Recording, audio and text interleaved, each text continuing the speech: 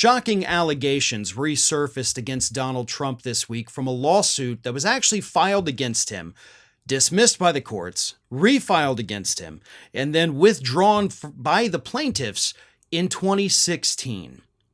And this lawsuit, one of the pages of the filings went viral on social media this past week, tens of thousands of shares and views. It describes what one of the plaintiffs said, that when she was a minor, her and another girl, who also at the time was a minor, were forced to perform lesbian sexual acts on each other before they were both forced to perform oral sex on Donald Trump. That is what was alleged in this lawsuit, again from 2016. These are not new allegations. A lot of people thought that when this thing was coming out and going viral on social media, a lot of people thought that this was a brand new thing. But in fact, it was just one of many overlooked stories from Donald Trump's first presidential campaign back in 2016, 8 years ago. Let me read you this. The plaintiff was only identified using the name of Katie Johnson. The lawsuit, filed in federal court in Riverside, California in April 2016, named Trump and Jeffrey Epstein, the late convicted sex offender, as defendants. It claimed the men held Johnson as a, quote, sex slave in 1994 when she was 13 and forced her to perform sex acts. A judge dismissed the case in May that year, ruling that the complaint didn't raise valid claims under federal law.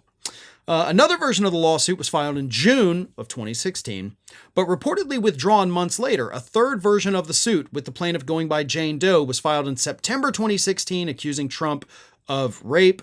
That suit was also dropped months later. Trump's accuser had been expected to appear at a news conference in early November 2016, but her attorney, Lisa Bloom, said she had received threats and was too afraid to show up. Doe's attorney, Thomas Mager, then filed a notice to dismiss the case without providing an explanation. The woman hasn't been heard from since.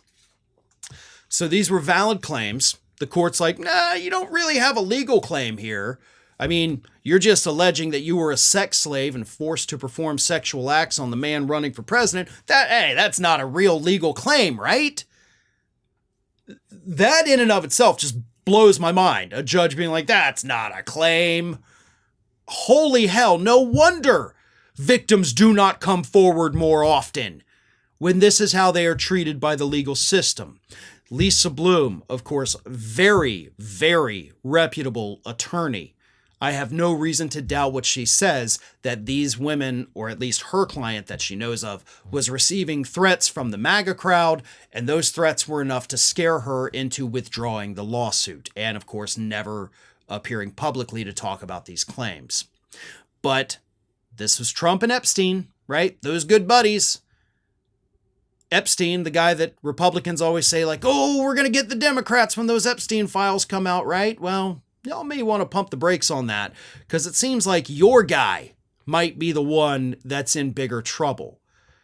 But again, this lawsuit had resurfaced this week, not because it had been refiled, but just because somebody had taken, the pages of the filing and put it out there for the public. And it's a good reminder. It's a very good reminder of what is on that other side.